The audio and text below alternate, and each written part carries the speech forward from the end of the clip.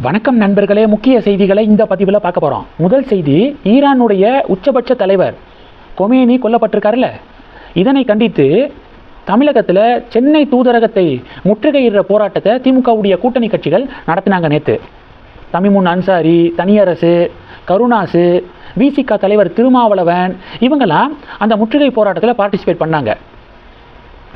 அமெரிக்காவுக்கும் இஸ்ரேலுக்கும் எதிராக குரல்கள் எழுப்பி கண்டனங்களை பதிவு செய்து ஒரு பேரணி மாதிரி நடந்துச்சு. அந்த வீடியோவை அண்ணாமலை ஷேர் பண்ணி திமுகவை மிக கடுமையாக விமர்சனம் பண்ணியிருக்காரு. அண்ணாமலை என்ன சொல்லியிருக்காருன்னா, பகல்காமில் கொடூரமான தீவிரவாத, கோழைத்தனமான தீவிரவாத தாக்குதல் நடந்துச்சு. யாருடைய பின்னணியில் நடந்துச்சு? பாகிஸ்தானுடைய ஸ்பான்சர்ஷிப்பில் பகல்காம் டெரர் அட்டாக் நடந்துச்சு.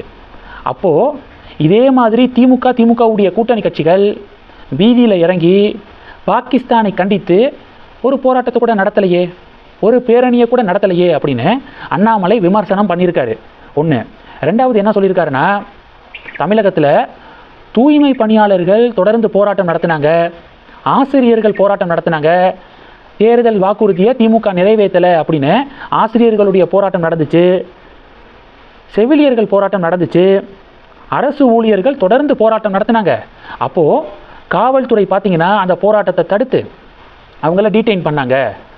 ஆனால் நேற்று நடந்த அயதுல்லா அலி கமேனியுடைய இறப்பை கண்டித்து நேற்று திமுக கூட்டணி கட்சிகள் போராட்டம் முழுக்க காவல்துறையுடைய கோஆப்ரேஷனில் சுமூகமாக நடந்துச்சு. இதற்கு முழு பர்மிஷன் கொடுக்கக்கூடிய காவல்துறை, திமுக கவர்மெண்ட்டு ஏன் அரசு ஊழியர்களுக்கு முறையாக போராட்டத்துக்கு பர்மிஷன் கொடுக்கல? ஏன் அவங்களுடைய போராட்டத்தை தடுத்து நிறுத்தி அவங்கள டீடைன் பண்ணீங்க அப்படின்னு சொல்லிட்டு அண்ணாமலை கேள்வி கேட்டிருக்காரு. இது பாயிண்ட் நம்பர் 2. மூணாவது பாயிண்ட், எப்போதுமே திமுக அப்பீஸ்மெண்ட் பாலிடிக்ஸ்க்கு தான் நம்பர் 1 ப்ரியாரிட்டி கொடுப்பாங்க அப்படின்னு அண்ணாமலை போட்ட பதிவு பெரும் பரபரப்பை ஏற்படுத்தியிருக்கு. இது ஒன்று. பாஜக காரங்க துணிச்சலான பதிவு, நிறையா பொலிட்டீஷியன் இப்படியெல்லாம் துணிச்சலாக பதிவு போட மாட்டாங்க அப்படின்னு பாஜக தொண்டர்கள் பாராட்டுறாங்க அண்ணாமலையை. இது ஒன்று. வழக்கம் போல் இந்தி கூட்டணி அண்ணாமலைக்கு எதிராக புலம்பிக்கு இருக்காங்க. ரெண்டாவது என்ன பார்க்க போகிறோன்னா, இப்போது ஈரான் வெர்சஸ் இஸ்ரேல் அமெரிக்கா இந்த சண்டையில் யுனைடெட் கிங்டம் இருக்காங்களே, அவங்க இப்போது யூஎஸ் இஸ்ரேலுக்கு வெளிப்படையாக தங்களுடைய ஆதரவை தெரிவிச்சிருக்காங்க. யூகே என்ன சொல்லியிருக்காங்கன்னா, அமெரிக்கா வேணும்னா எங்கள் நாட்டுடைய இராணுவ தளத்தை பயன்படுத்திக்கோங்க, ஈரானுக்கு எதிராக அட்டாக் பண்ணணும்னா எங்களுடைய இராணுவ தளத்தை நீங்கள் யூஸ் பண்ணிக்கலாம் அப்படின்னு யூகே அறிவிச்சிருக்கு. மூணாவது என்ன பார்க்க போகிறோம் அப்படின்னா, ஈரானு இப்போ பார்த்தீங்கன்னா வளைகுடா நாடுகளை, கல்ஃப் கண்ட்ரிஸ் மீது தாக்குதல் நடத்துகிறாங்க. கல்ஃப் கண்ட்ரீஸில் அமெரிக்காவுடைய இராணுவ தளங்கள் அமைக்கப்பட்டிருக்கு. அந்த இராணுவ தளங்களில் இருந்து தான் ஈரானை அமெரிக்கா தாக்கிட்டு இருக்காங்க. இதில் கோபமடைந்து ஈரானு கல்ஃப் கண்ட்ரிஸ் மீது தாக்குதலை நடத்த தொடங்கியிருக்காங்க. அபுதாபி, துபாயிலெல்லாம் மிசைலை வச்சு தொடர் அட்டாக்கை நடத்திக்கிட்டு இருக்காங்க ஈரானு. சவுதியில் பார்த்தீங்கன்னா, அதாவது எண்ணெய் நிறுவனங்கள் இருக்குது பார்த்தீங்களா, அதன் மீது தாக்குதல் நடத்தப்பட்டிருக்கு. இன்றைக்கி அராம்கோ அப்படிங்கிற ஆயில் ரிஃபைனரி, எண்ணெய் சுத்திகரிப்பு கம்பெனி மேலே தாக்குதல் நடத்தியிருக்காங்க. இது சவுதி அரேபியா மத்தியில் ஒரு பெரிய கொதிப்பை ஏற்படுத்தியிருக்கு. பயங்கர டென்ஷன் ஆகிட்டாங்க சவுதி அரேபியா. இது 3. நாலாவது என்ன பார்க்க போகிறோம், பாகிஸ்தானில் கராச்சியில் இருக்கக்கூடிய தூதரகத்தை பாகிஸ்தான் மக்கள் நேற்று முற்றுகையிட்டாங்க. அயதுல்லா அலி கமேனி கொல்லப்பட்டதை கண்டித்து முற்றுகை போராட்டத்தை நடத்தினாங்க.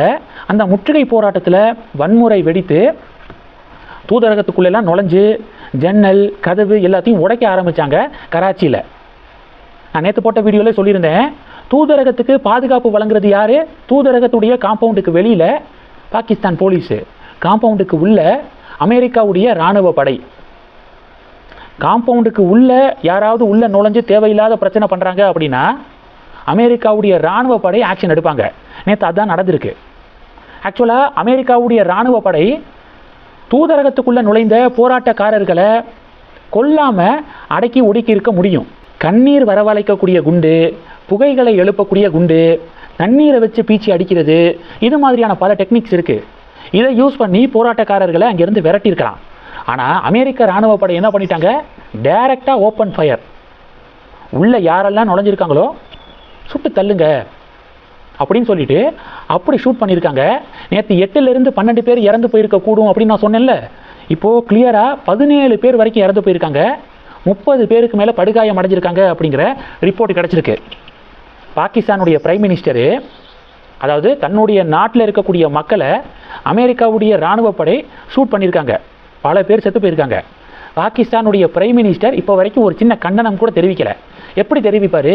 அவர் தான் ட்ரம்ப்புக்கு நோபல் பிரைஸ் கொடுக்கணும் அப்படின்னு சொல்லிட்டு ஷெபாஸ் ஷெரீப் கூஜா தூக்கிக்கு இருக்காருல்ல, பிறகு எப்படி அமெரிக்காவை கண்டிப்பார் அப்படின்னு பாகிஸ்தான் மக்களே கொந்தளிக்கிறாங்க ஷெபாஸ் ஷெரீப்புக்கு எதிராக.